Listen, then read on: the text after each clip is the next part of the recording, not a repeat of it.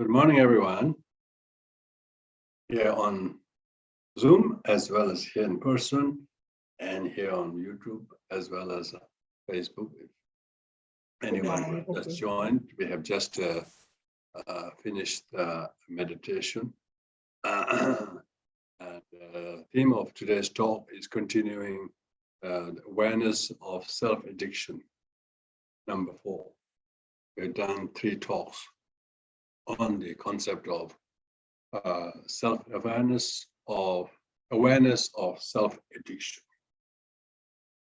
Addiction usually refers to substance or alcohol or some habits that are socially or interpersonally problematic.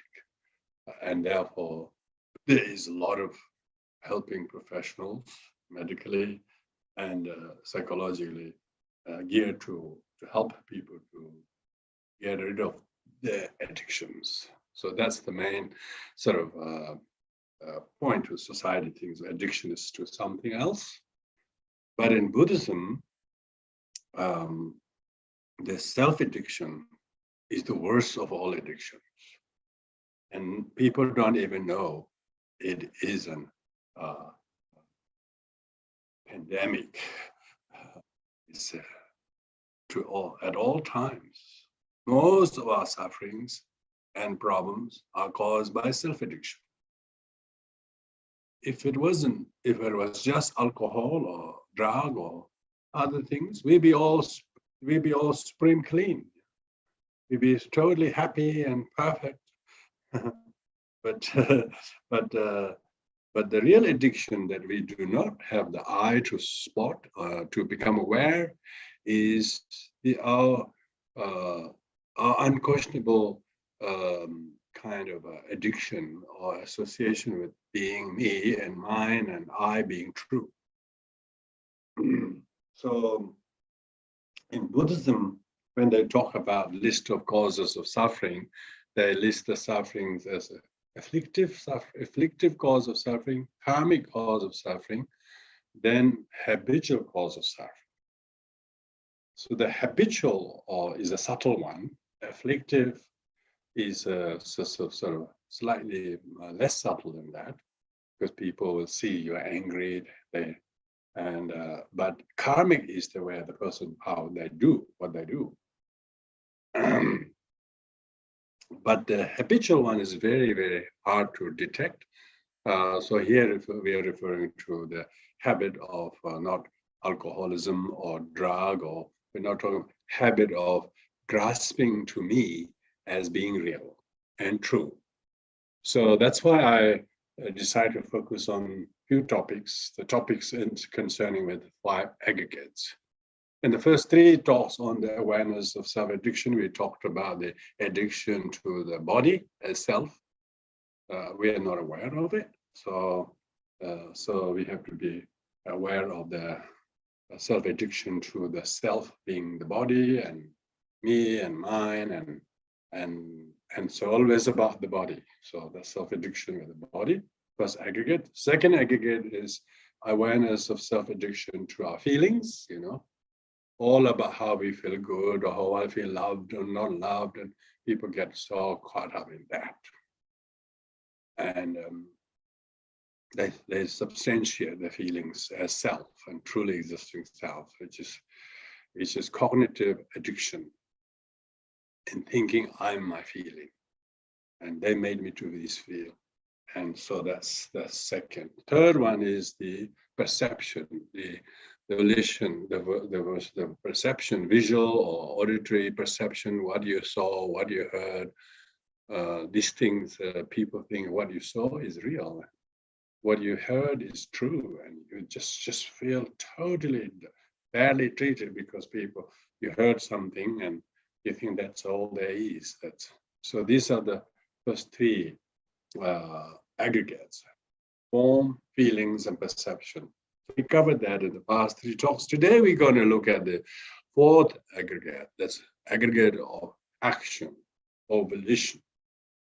So awareness of the self-addiction to actions, meaning that what we did ourselves We think we did all by ourselves, whether it's good or bad. We become so attached to things we did. I'm very attached to them out of some kind of fondness that I'm great because I did this. So that's a addiction to self, action of self. But we're not aware of that addiction. We think there's a kind of right to say this, I did this. Nobody did this, I did all by myself. People say that quite a lot of time. Nobody helped me, I had to do all by myself. You people don't value what I do. This is what I did. They become so addicted. And from the conventional point of view, it might even relatively true. They did most of the thing, but they don't realize what they did is they had the kind of outwardly they did, but there are many other people contributing directly or indirectly. You know, they don't take account of all of that, and hence they're addicted to thinking, I did it. People don't have the humility to say, I just did a small bit. Everybody else helped. That's when they do the mandala construction in Tibetan Buddhist rituals. 4 or 5 monks work 8, 9 hours, 10 hours, whole night, and then in the morning they finish the mandala construction. Yeah? Beautiful, you know. This is amazing art and work, dedication. Just colored sand with the nimble fingers working their way, and they have to usually start and finish overnight, you know, to be ready for the next morning ceremony. And then once the ceremony is over, nobody is allowed to put signature on it, saying it's mine, it's idle. They all sweep. They sweep it away. So as to not get addicted to the actions of one's contribution as mine or truly existing action. So this, what I'm referring to is addiction to the action and result of action as me, mine, and all addiction to the action of he did this to me, and therefore I suffer all these years. And we just lump them with 1 or 2 actions in which they may have a part to it. You know, there are many people's hand in that, but we just amplify one person as thing, and then we lump them with that as action, and then we hold them with great, you know, anger or bitterness or hurt or pain or that. So this is what I'm referring to as addiction to actions. So why it's addiction is it's harmful to you, because firstly, it's like alcohol. Alcohol, it harms you. It seems temporarily might even be delicious or taste good, make you feel high, but it certainly ruins your sanity if you have any. You know, yeah. So likewise, one's attachment to the action, either out of you did this to me, this is why I'm suffering all this year, because you did that in that year or whatever, this is why I suffer. People say that all the time, and that is the addiction of action. And we are not aware of it. We are only aware somebody did it, and that's the cause of harm. We are not aware that our addiction to the wrong view, that they did all independently, truly by themselves, is the wrong view to which we are not aware. And therefore, we have this erroneous view that that wrongdoing is single-handedly, independently created by that person. Completely wrong. Everything is interdependently produced. Now action is independently produced by themselves. So that's why people are not aware of the wrong view regarding someone's action is causing them more harm than the alleged action. Person's drinking alcohol, think it's good, but doesn't know how much his lung, his liver, his sobriety all gone completely drained by this. He doesn't know that. So basically, people are drunken by their own views. You don't have to drink alcohol. We're already drunk. We're already drunk. So we're more intoxicated by our fixed view is that you did it. It's all your wrong. It's all your fault. Either that or saying it's all my fault. You wouldn't believe how many people do the latter. It's all my fault. And then they blame themselves. And then they definitely abuse the drug, alcohol. Yes, then they don't feel good about themselves. And then they have suicidal motivation and even do commit suicide. Why? Because they don't realize how addictive this grasping to oneself is to an action as being independent, is permanent, and truly existing. Why did the Buddha taught in the Heart Sutra? Volition is empty. Emptiness is volition. Volition is no other than emptiness. Emptiness is no other than the volition. He said that you should do that with form aggregates, feeling aggregate. Reason is most people don't know how to do that because they are completely unaware of their enmities to someone or the guilt towards themselves is all due to the addiction to one thing that we have relatively made a mistake. And some people might even bark at you in unison. But one who is aware of the danger of that, know that no matter how many people bark at you, and you know you have a part to make an error, you still will not be addicted to the wrong views. See, these are all interdependent. Alas, they don't know this, as most deluded sentient beings. No matter what they push me, pull me at, or they don't dent your morale. Why? Because you know everything's interdependent originated. You had a part in it. That's not what you're denying, but you are not stupid enough to think this is all truly existing independently by your doing as society alleges you. No, it's not like that. So you will not be harmed. You're not vulnerable to be harmed by even people throw stones at you. They do. They do. You wouldn't believe. It's one deluded person says it's he did this, and everybody throws stones at him. They don't want to check the facts. They don't. They of course they have no interdependent orientation of the sleeps. If they knew everything's interdependent, at least no. Yeah. Now in society, this deluded society always look blame, always trying to blame something to make them feel good. Or I don't think there's any good feeling to be able to blame somebody. It's all interdependent originated. The person just happened to be unfortunate, to be labeled, be named, be identified. But one Buddha was treated like that by some people. Some lady said Buddha made a child to him. You know, she wasn't even pregnant. She just made her, she was pregnant, and of course. And like Angulimala also was doped into that, many of them. But of course, society always go under the wrong view. They're much lured by wrong view, not knowing their wrong view. They're addicted to wrong view as a right view. They remember that. They don't know because they don't see the truth. They're not seers. They're blind.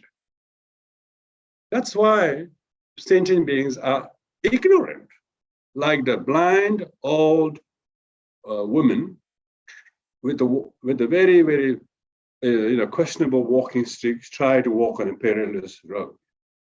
Now, how long can she travel? Neither is she fit, nor is the road good, nor is her walking stick good. She will fall very soon. Most sentient beings are unaware of their own addiction to the wrong views. Their actions are interdependent. They don't think its actions are interdependent originated. So that's why awareness of the self-addiction to action will enable us to pardon others, forgive others, knowing it's not entirely his fault, not independently his fault. He had his own share of troubles and difficulties, which is brought on to him by others, like a domino effect. So therefore, everything is interdependently originated, not entirely his doing. But on the surface of it, it looks like he did this to him or her or me or us. But this is entirely not true. This is wrong view to think somebody's, volitional action of somebody is truly existing, permanently, independent existing. It existed, but it's not existed the way we designate, where we label to something else. When you have that, when you're aware that you are about to be addicted to this self-grasping with action, then you will restrain from that wrong view, thinking there are multitude of causes and conditions, that these are consummated in the way we see it. And because of that, deluded sentient beings, not just one, all of them basically, most of them are deluded to think the action is entirely his or her or them or myself. And as a result of that, they're belting themselves. They're sabotaging themselves ever since. No wonder post-traumatic stress disorder. What is the traumatic? Traumatic is the actual action. Why do I have post-traumatic? Because they still think that is truly existing. That's him. That's entirely his doing to me. These kind of wrong views is the post-traumatic. The action is come and gone, finished. There's there's no repetition there, no happening there. The person is not there, you are not there, none of the cause and conditions there. But still one is addicted to this wrong view that they did this to me, or I did this to him. How dare I do? I'm such a bad girl. I'm such a good, bad mother. How can I do this? I wish I never existed. People think like that. And that is the stress. That is the stress. Stress is the consequences of not realizing emptiness of the true existence. Thinking it's real, thinking it's a permanent thing, and thinking it's unitarily existing, meaning it's all happened all by himself. It's all your fault. So that's why in Buddhism, the addiction to actions as good action, that thinking it's all you are doing, is just as bad as blaming somebody, thinking it's all you did this to me. Even if good action you did it, say whatever you did it, maybe, I don't know, whatever, so maybe but on this particular phase of it, you did it. But prior to that, what happened? So there are lots of causes and conditions, even if we did it, but there are lots of things that it made possible for us to do. Therefore, we do not have this attachment to good deeds as my deeds, as bad deeds as my deeds, bad deeds as theirs. When you have this kind of dualistic really is the wrong view.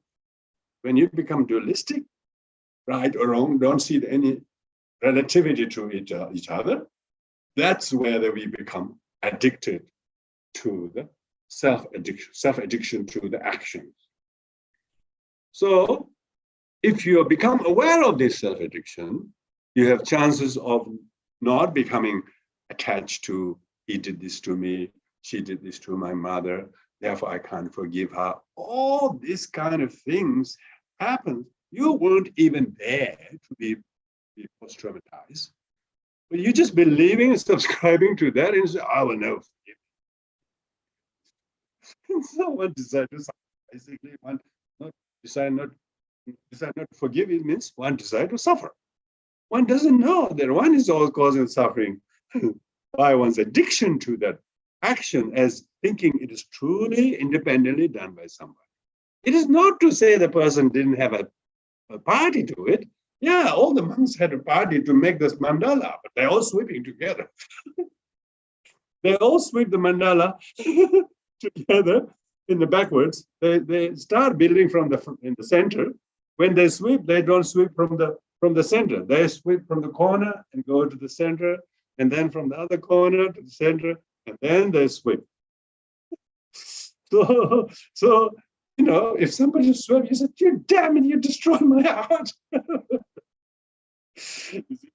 So why is the Vajrayana performances like mandalas and prayers? This all in a kind of a illustrative practice how to not get attached to result of actions, even good ones. let alone not so good ones, even extremely bad ones. Even those you should not see them as truly existing. They're all dreams. They're all just illusions. They just come and go. All of them happen due to many causes, a condition, many props. There are many props, like Indian kind of a wedding tent, wedding marquee they put in India. The wedding marquees in India, you wouldn't believe. It has to be nighttime to rejoice, to be delighted by Indian wedding marquees. They put lots of coloring, a lot of props, a lot of glittering objects. Next morning, go, you look at this, look like ghost town. Next morning, there's so many rubbish everywhere. All of the things you saw in the night is now rubbish. So is the beautiful made, but they pay for the beauty. They pay for the people who make the marquee, and also they have to pay for those who clean up the marquee. But if they didn't put up the marquee, they can't celebrate. If they didn't, so it's all interdependent. So, and yet the person who's staging the wedding thinks it's all his glory of his family. We have 20 cars coming and the wedding get so attached.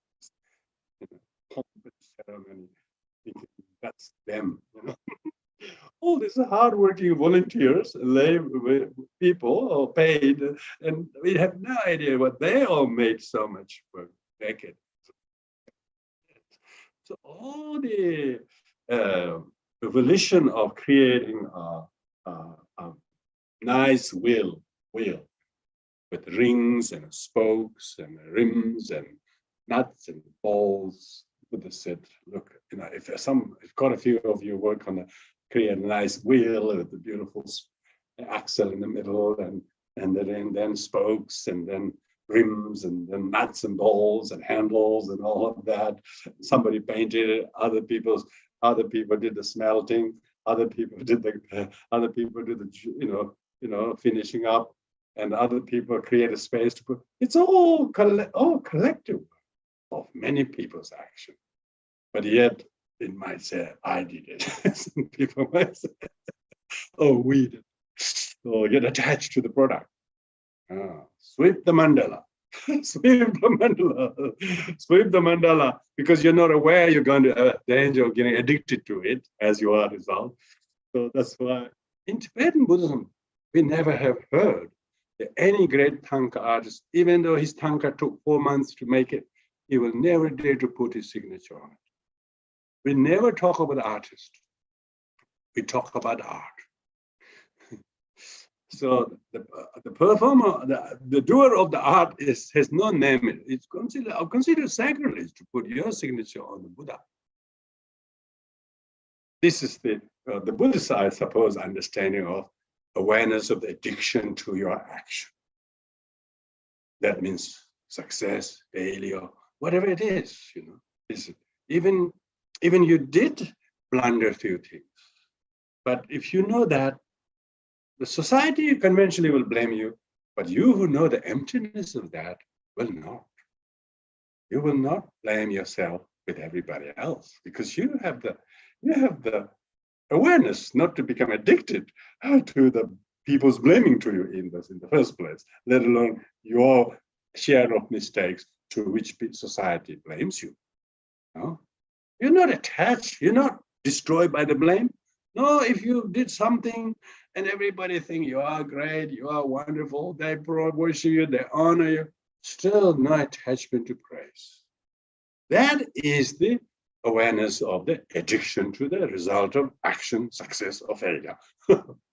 So therefore, practitioners have this importance to remember that so many of your grievances and grief are hurt is because you are holding someone responsible for not listening to you or for not doing this by your liking. And so you have grief.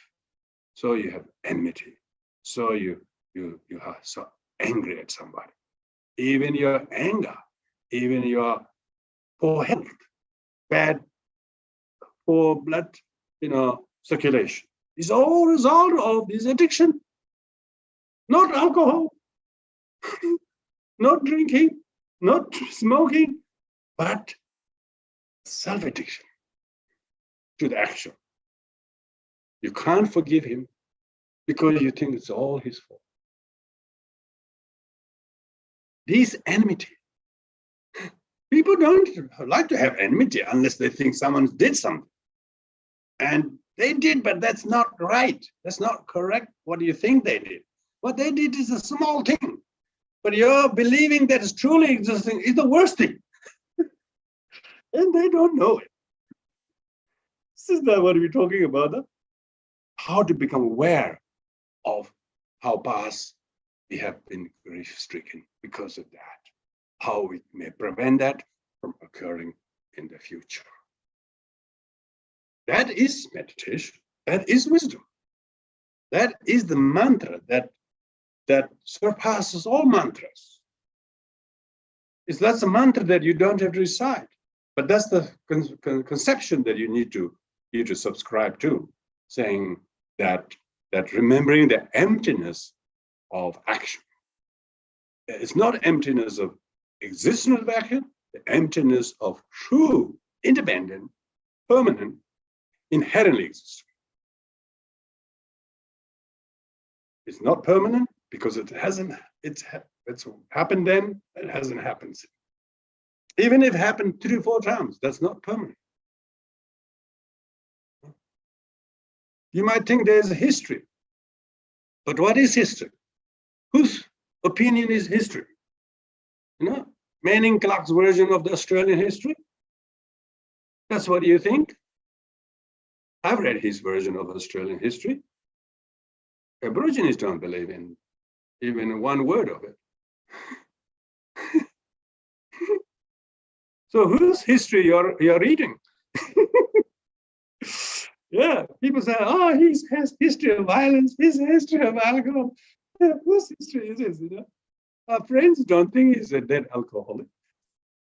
Friends think he's their friends. They go out and drink. But who is resenting that more than anybody else? Whose version is that? Our own volition of labelings has no consequences? Of course it has consequences. Our grasping to it, resenting it, is another volition on top of us, for what think is a volition of others. So volitions are like layered, like cabbage, layer after layer. We label, we blame, we designate, we think it is, to what actually is not truly existing. And that's the confusion after confusion. And then there's like an aggregate of wrongdoings, like a cabbage. You know? There's tempting something solid in there. Every single layers you take it, there's nothing in the cabbage except the layers. So all these layers of misunderstanding is made people to grasp them as truly existing, permanently existing, and independently doing of me. And then hold grudge to them when actually is one's own misunderstanding that is making oneself to apprehend, you know, the moon in the water as the moon really in the water. When you look in the water, there appears to be moon, but if you examine carefully, the moon in the water is proof that it's not in the water. If you examine carefully, particularly go with a bucket or shovel or something, right, to try to rescue the moon.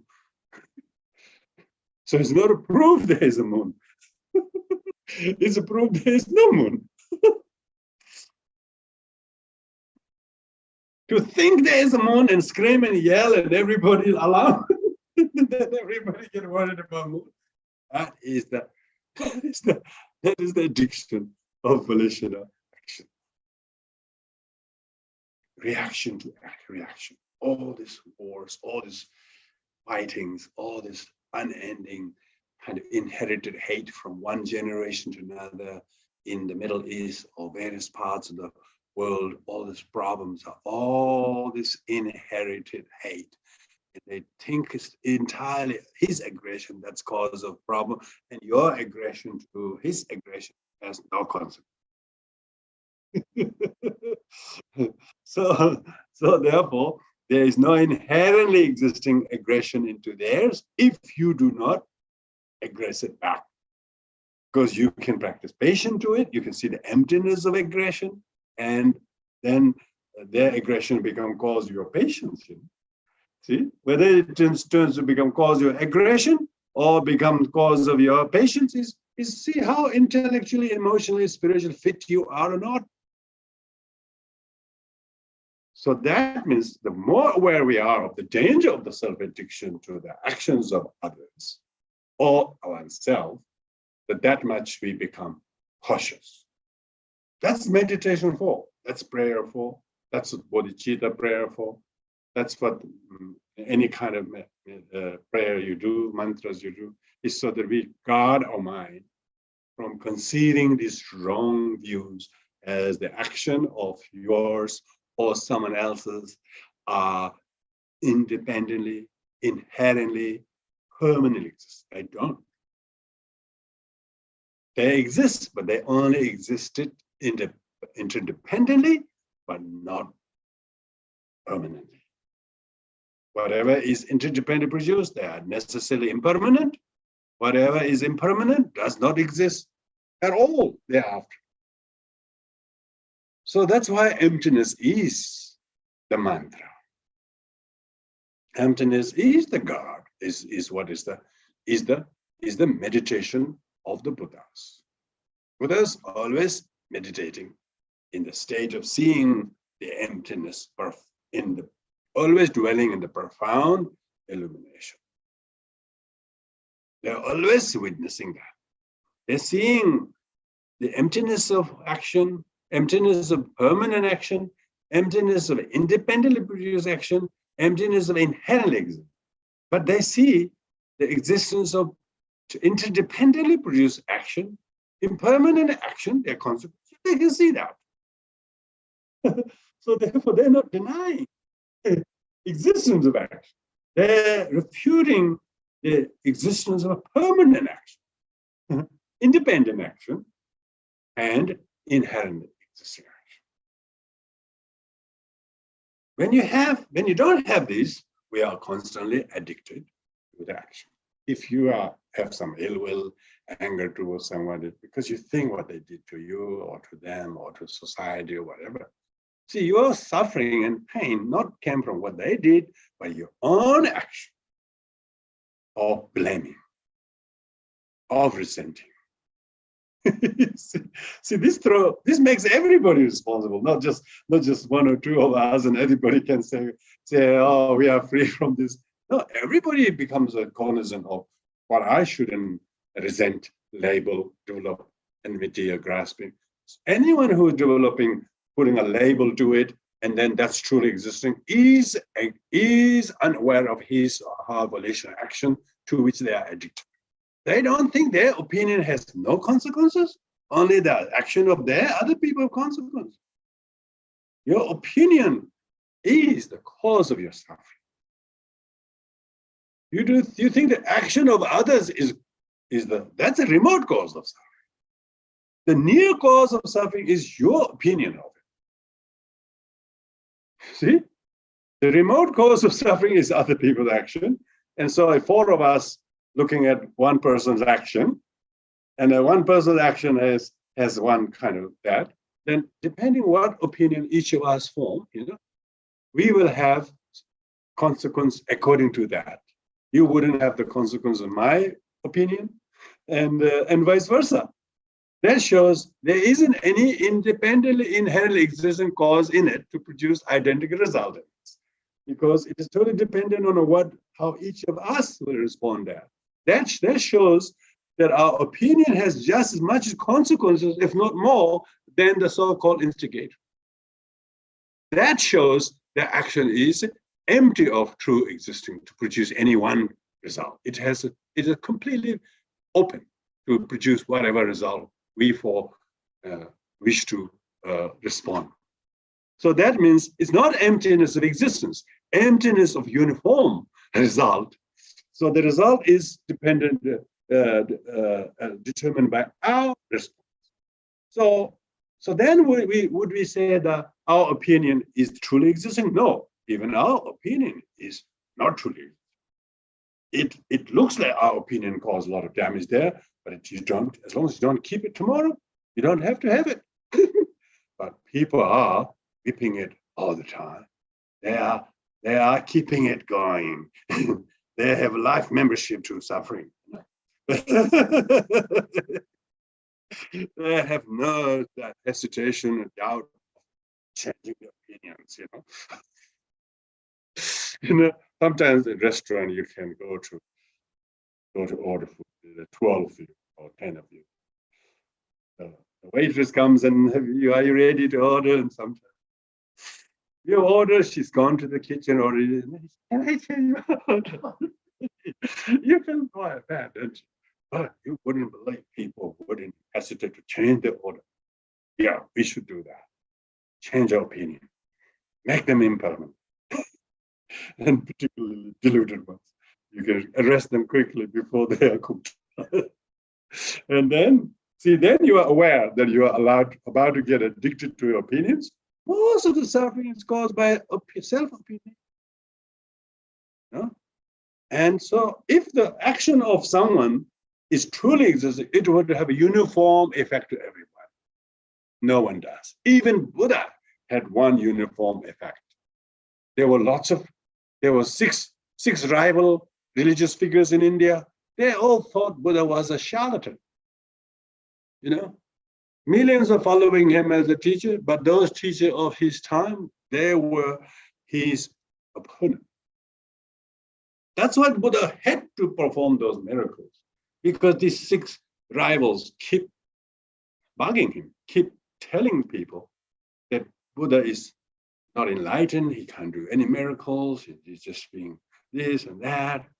And, so even Buddha could not, through his action, even Buddha's enlightened action is not inherently existent. Remember that. Not that it doesn't exist, but even that is not truly there from its own side. It has to have a faith, a devotion. You don't have pure perception, and it does not truly exist. So this shows that the more we become aware of our own response to action, it's not so much the action of other. It's going to trouble you as much as before, but more how skillful you are in choosing that. That shows that what he or she prompted is not independently existing cause of suffering or this. It depends what we can transform this into. Because of that, their doing is one hand, your doing is another hand, and two hands can clap. But no one hand can clap. Either it's yours or of theirs, or even both of your hands doesn't clap. So when we become more aware of that, we have a little bit more self-control. And if we have self-control, then we are able to de-escalate the problem which is instigated by causes, condition external to you, and you can look at it and with great grace and kindness to the other. Maybe they are angry, maybe they're deluded, maybe they're stressed, and whatever action they did doesn't become cause of anger to you, but cause of compassion to you. But what they did is do not independently exist as it totally depends. Seed in the jar is not inherently existing seed. Inherently existing seed will produce seed by itself, but it needs soil, it needs water, it needs the sun, and all of that. So the seed is nothing to be. Seed doesn't see itself as a seed. It's we are the one who's, and then we put in the water and the soil and then it grows. Even that it will know. You have to look after it. You've got to prune it. You've got to look after it. So and talk to it, because otherwise, therefore, all the things are interdependent or state. That's what the Buddha said. Buddha said, all things arise from causes. And he also taught their cessation. the fact that you can cause the cessation means you know that you are not addicted to the volition action being truly existing there. If you know how to uncause it, there is no truly permanently existing problem. No? And therefore you can uncause the problem. If you can uncause the problem because you don't think he did this all by himself, and therefore he should be held responsible hereafter, you will never forgive that kind of attitude. A lot of people do that. I'll never forgive you this. As if you're so smart. As you become so smart, thereafter you become doubly stupid than the person who did. Of course, you can always forgive because what they did has no inherently existing harm if we are not so vulnerable. So when you think like that, so your vulnerability it can be much more the right cause of your suffering than instigation. Hence, we are aware of that, and then we can stop the danger of being addicted to that, and therefore, even wonderful things your life has, you will give credit to all the causes and conditions, all the mother, fathers, all your loved ones, all your friends, so you never have attachment to what you did. And therefore, there's amazing humility in which one does do many, many things, but have very little claim, and always anonymously giving credit to everybody's good deeds. And that brings a lot of joy and inspiration one after another, because of not what is did, but lack of attachment to it. Lack of attachment to somebody's deed is more inspiring than somebody did something and he want to control it all the time and become very possessive, and then people don't have any benefit from it because they get so attached to it. So the awareness of the addiction, the volition action, is the fourth aggregate. Usually people don't talk a lot about it. They talk about form, feelings, that's about it. They always struggle with first two. They have no fitness to go beyond the third, let alone fourth. Fifth is even hard. Fifth is consciousness, which is the next topic, or one of the topic that one should always see how unaware we are, to our own unconsciousness. So that's the most subtlest of the five aggregates is consciousness.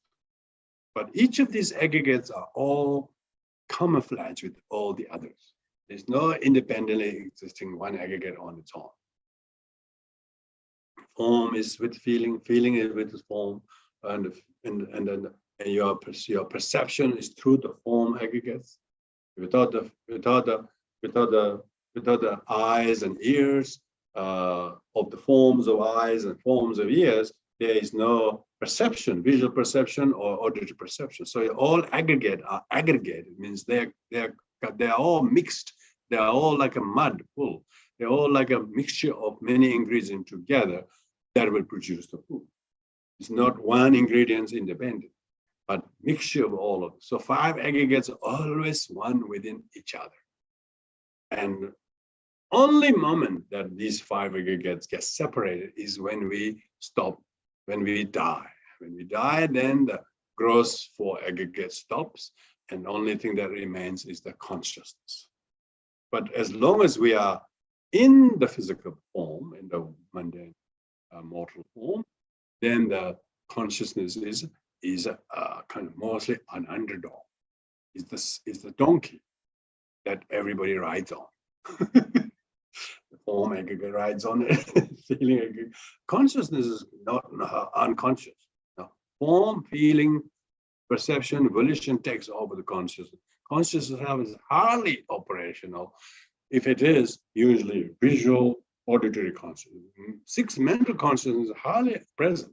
So that's why we try to meditate in order to develop the mindfulness of conscious awareness of your own mind, focusing on the breath or a bodhicitta or devotion or refuge, or whatever you may care to focus on. So then when we meditate, we are trying to sort of pause the operational frequency of the gross four aggregates and try to become consciousness. That's when your meditation is very good. You can reach to that level, and you can therefore experience great sense of lightness and clarity and luminosity, devoid of gross psychophysical kind of problems, visually, auditorily, but you're no longer you've just gone deep into the consciousness level. And out of the five aggregates, the list of the aggregates, order in which the five aggregates listed is first and foremost is the form aggregate. That's mostly operative, physical level. And then emotional level, the feeling. And third, intellectual level, Fourth is behavior level, the action. And the fifth one is conscious level. So these five aggregates are not randomly sequenced. They're sequenced in the order of the gross to the subtle, heavy to the sea light, and diluted to the undiluted, apparent to the hidden, and easy to the heart, because harder to see the consciousness in color or shape or male or female. You can't see that. When we say, oh, what gender are you? We try to feel we're talking about physically. We're only talking about physically. We don't ask the gender of consciousness. What gender is your consciousness, for instance? So therefore, when you see the aggregates, we're listing the five aggregates from gross to all the way subtle. Only in deep meditation you can see how consciously addicted we are to the idea of me, without necessarily body or feeling.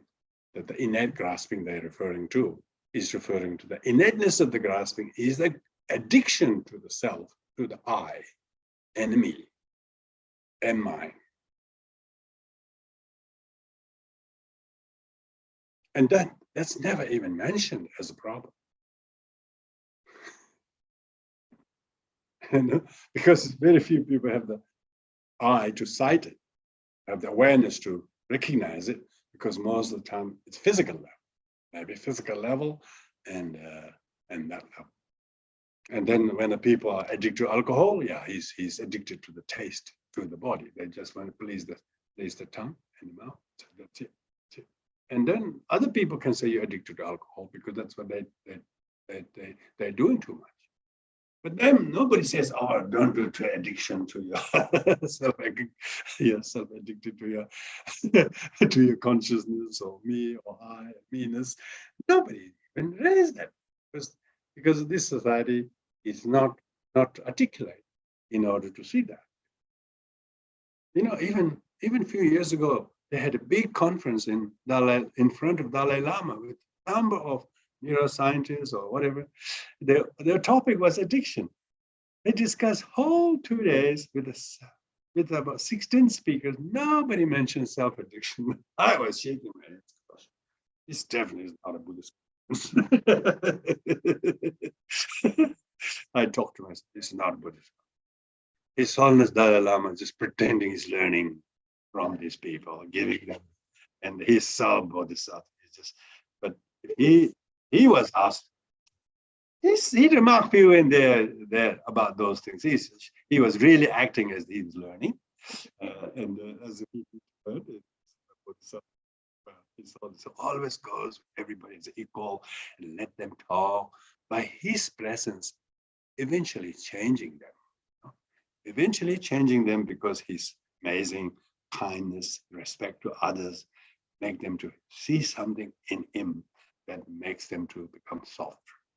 So the fact that they managed to share a platform with His Holiness changed their life. It will. This is the presence of the Holy One.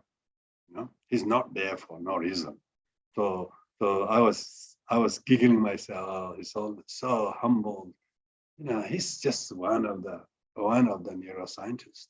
He's just one of the kind of heart specialists. Just finished his degree 2 years ago. I wrote an article. There are thousands of people who have PhD in various fields of study, but he's always sitting with them as if he has so much to learn, and they never talked about addiction to self as the problem. Then I was saying, oh, yes, maybe his soulness knows this. This is time to just listen to this gross addictions first. Maybe slowly one day they might be thinking about the real addiction is the self speak. I, me, and mine. And that's why the teachings of Buddha are so articulate to understand the importance of understanding the emptiness of self. So please feel free to throw comments or ask questions before we close. Thank you for all of your participation.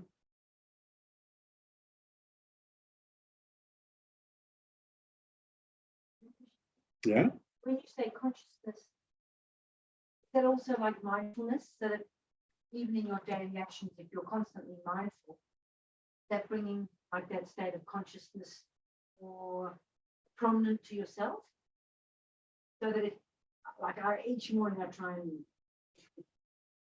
being mindful, whether I'm walking or doing one or relating to people, I'm trying to be mindful of them or what I'm doing, or we can't do it all the time because our mind takes us away and we're thinking a lot of things. But if we focus more on watching where we step, watching who we talk to, is that like being more conscious?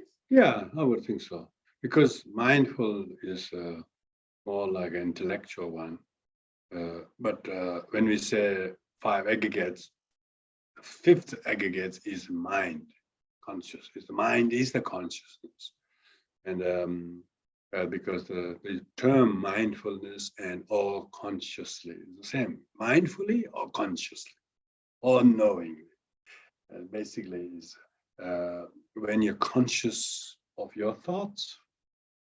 Of course, you can mindful of the dog, or you can mindful of the road.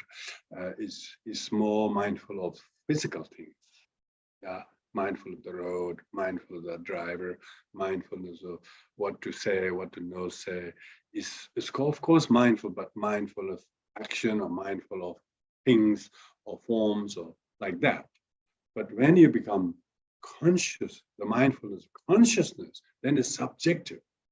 Then it's subjective mindfulness. But a lot of that mindfulness is objective mindfulness.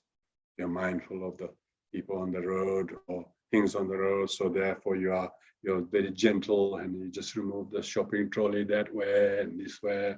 So mindful of things. But when we're talking about the mindful of the consciousness, it's a subjective. It's more like so. So meditation is trying to have that, so that we go away from everywhere, that we retreat ourselves somewhere quiet and peaceful, maybe watch the breath or do the generation of bodhicitta, and then try to see whether you're generating bodhicitta. You might be saying the bodhicitta prayer, by the way, and so on. You might be reciting a mantra, but you might be not consciously doing the visualization. So therefore, you become much more conscientious, as if whether you are doing the visualization, the mantra is supposed to assist you.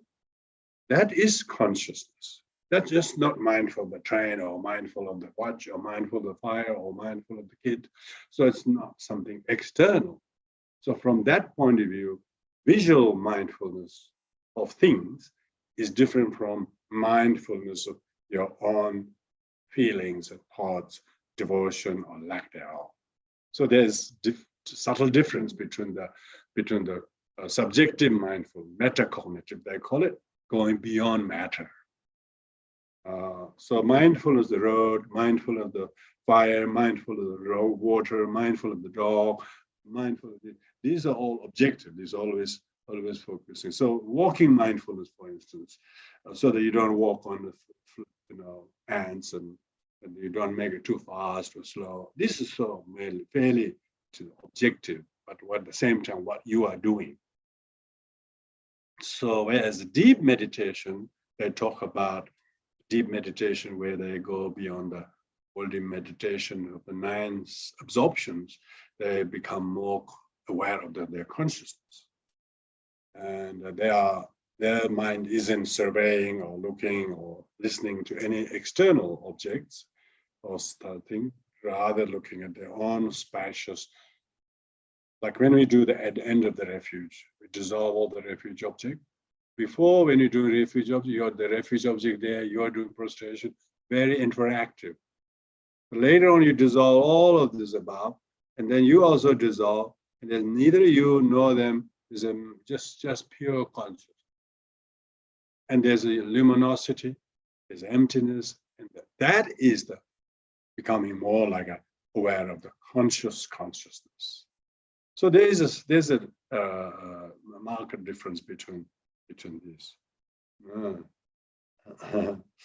Gail says here, it's always interesting hearing about I, me, my consciousness is powerful tool for all of us, indeed. Mm-hmm.